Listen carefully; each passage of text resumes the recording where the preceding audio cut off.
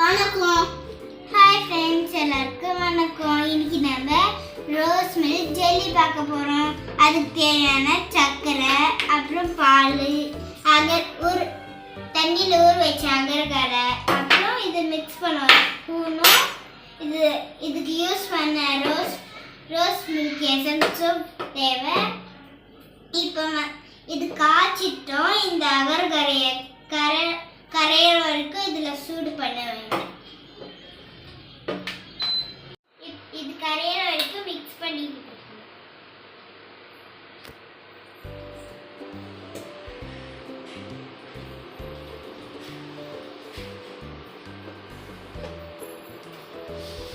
இது கரைஞ்சிடுச்சு. இதை 5 drops இதை ரோஸ் மில்க் எசன்ஸை ஊற்ற போகிறோம்.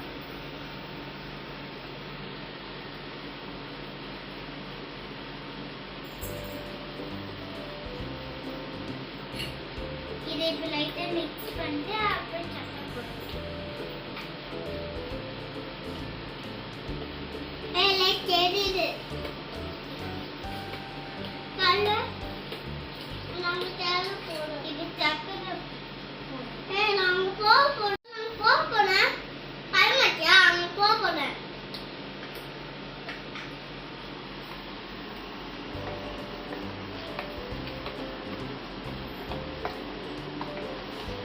கலர் லைட்டா இருக்கனால இன்னும் 2 drops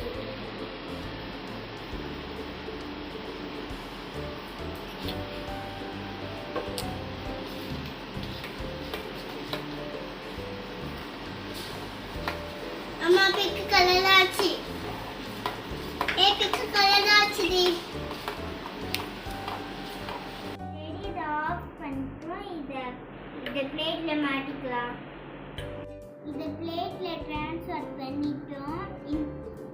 இது வாட்டர்ல இது ரோஸ் எசன்ஸ் இருக்குல்ல, அது இதை கலந்தோம். இது ஜெல்லி ஆயிடுச்சு. இதை இப்போ கட் பண்ணி போடணும். இதை இப்போ பீஸாக கட் பண்ணி ஆச்சு. இதை இப்போ போட போகிறோம்.